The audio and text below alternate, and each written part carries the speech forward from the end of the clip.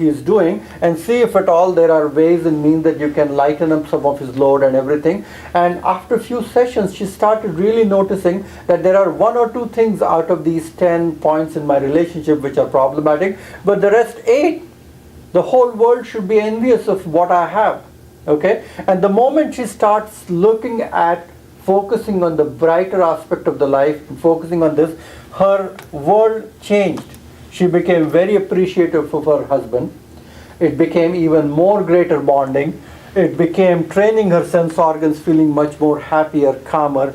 It made her mind even more satisfied. Actually find a part-time job to occupy her mind and to maybe support some of things where she and her husband were able to take some vacation a little bit more frequently. With the stability of intellect, she was able to reverse everything which was bugging her. Otherwise, this intellect would have just tell her that, okay, get out of this relationship, create even bigger challenge for the kids, bigger challenge for herself, and start her life at the age of 46 thereafter. So many times we see things which are happening where our outside environment affect our senses. It's the clouding of our senses which makes us take and make weird decisions. Does it make sense what I'm saying? Or it's too complicated and abstract for you guys? Is it? Makes sense. No, I think it's almost too simple that it's slippery. Okay, so let me tell you some very complicated things now, okay? The definition of mind, according to Ayurveda, is something manyate iti manaha, the one which creates the realization, okay? Right now, you're looking at me. You're experiencing things, what is around, what is going on. And you're aware, you're listening to certain things, you're feeling things, you're drinking juices and things like that. And you're experiencing things which are coming from your senses.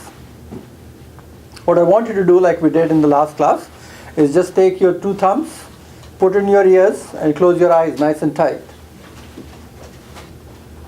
Close your eyes and put your both fingers in your ears and close your eyes.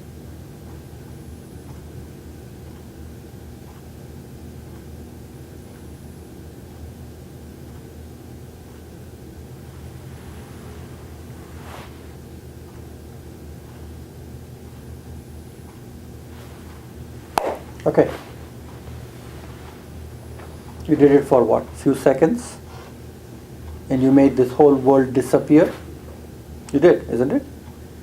This, what we were doing just few seconds ago, disappeared completely. Blank. What you were looking at. Completely gone. So, your mind created an existence, and your mind is capable of creating non-existence also. So, it's your choice whether you are awake, present, and experiencing certain things, or you are completely zoned out and you are at a place where nothing is happening. But what about when both places seem real? They are both real. Oh, okay. They are both real. But Good. Mind is just an instrument to have you experience one over another. How often do we experience that quietude, that darkness, that silence, which is no sensory clutter at that time? When you close your ears, it was completely gone. Otherwise, you're listening to the clock, you're listening to the sound, you're listening to something happening all the time. Or you're seeing something happening all the time. So it's your eyes, it's your ears, it's your nose constantly exposing itself to some sensory objects which keeps you busy to generate thoughts. Is that correct?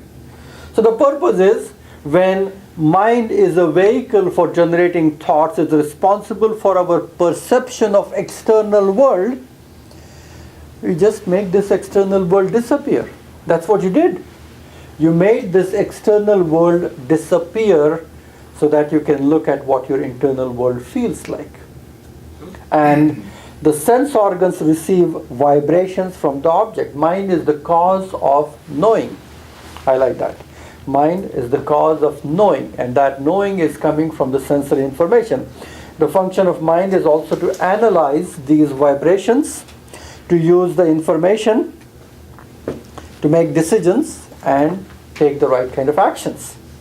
It also guides the organs of actions, which are called as karmendriya. Whether it is sensory organs or motor organs, they are both governed by the faculty of your mind. The Gyanendriyas, as we call it, as the sensory organs, and the Karmendriyas work without the association of mind. So the mind is an 11th sensory organ. It is a sensomotor organ. Sensomotor. So it is sensory as well as motor function both.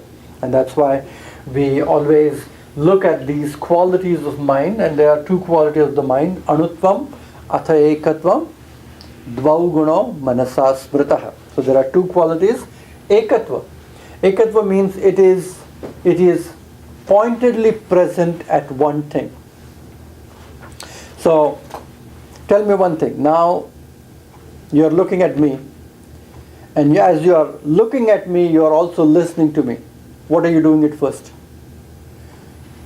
Are you seeing first, or you are hearing me first? Seeing. Hearing you. Hearing you first. I'm seeing and I'm hearing. Okay? You think that I'm seeing first or hearing first, but the mind is at one point first before it goes on to the next one. It's like when you hear the lightning, okay? You see the lightning first, and then after a few minutes you hear the thunder stop. Okay? It just, there's a little bit of a gap in between where before you hear that thunder, but it happened at the same time. It happened at the same time. How many of times you have experienced that? There's a thunderstorm, you see the lightning, and then a few seconds later you hear the sound. Many times it's like you take an incense stick, okay? You take an incense stick in a darkness and you move it like this very quickly in the air. And if it's nice and dark, you take that incense stick and the tip of that incense stick is lit up, you will see circles in the air. You know that, no? You can see the circles. Are there really complete circles in the air? No. It's going from point A to point B to point 3 to 4, 5, 6 before it completes the dot. But it happens so quickly, it feels you are seeing circles. So the experience, what you're having is one by one. Is all happening at once, it feels, but it is not. So when we say it is a pointed experience of the mind, it is going from point A to point B. It's your choice that whether you take this pace of mind even further and further and further and super fast, or you slow down consciously. Ekatvam is a quality that the mind is only one that you have. It's going from place A to place B very quickly. It can be only associated with one sense organ at one time. But it sure feels so that you're smelling, you're tasting, you're eating, you're looking, you're doing everything all at once.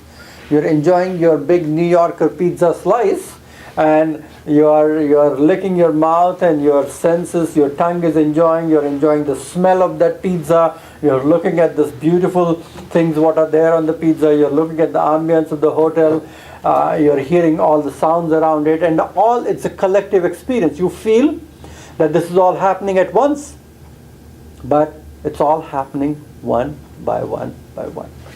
And so it happens with such a great speed. That's why Vata is the dosha which governs your mind. It's the speed of mind which takes you really from place A to place B constantly. It is, we always live in this multitasking world, but in reality we can only focus our awareness on one thing, subject or object or action. The single pointedness of your mind is very important. So how often that you are able to focus on only one thing? You say you get bored because your mind is unable to really focus on things. There's a research which came out that the kids will not watch a cartoon show if the cartoon frame on the television screen doesn't move more than 37 times in 1 minute. They will not watch the show if at all it doesn't move 37 times in 1 minute. So it simply means that the more quickly moves, the more it engages them. Means they are looking at the screen without even blinking. Have you seen those kids? Mm-hmm. Without even blinking, because if they blink, something will go. That's what they feel. Because it has to be engaging to their senses so much. But if you're looking at a very dull, boring kind of a PBS commentary, one guy talking, and then you are done watching that guy and just you are listening to his drubbing, boring voice, you feel sleepy, isn't it? Don't you? Because your senses are exhausted, you're just not aware of it. You're just not aware of it because you're just having that only one interaction where everything becomes slow and dull. So your choice is that how do we train our senses not to be doing multitasking? Not long ago, we were all happy with our 56K modems, isn't it? What, 5 years ago? We were all happy with the 56K modem that, oh God, it's opening up and the file is downloading, and we were all peaceful with it. We'll go take a restroom break and then we will see the website is ready and then we'll do. And now, we don't have even patience to that thing to open, okay? It has a super high speed of the mind which is being taken for a ride with how your internet behaves. And you need it everywhere, okay? You need it in your toilet, on your cell phones, on every place you want to be connected. Crazy, unnecessarily. Unnecessarily. Means this whole issue whether you are taken for a ride by your Twitter or Facebook, means I see these tweets people are doing, oops, I burped, oops, I farted. Why do you want to tell the whole world that you just now burped or farted? And it's as if that it becomes a necessity that that pace is going to drive you crazy until you are allowing yourselves to be driven that way. Is that right? I have to be at multiple times. I have to have millions of people watching me doing something or keeping a track of where I am, what am I doing, and things like that. So we need to understand that how can we pace down or slow down the pace of our mind. I always tell in my lectures that for a fast acting relief, try slowing down. For a fast acting relief, try slowing down.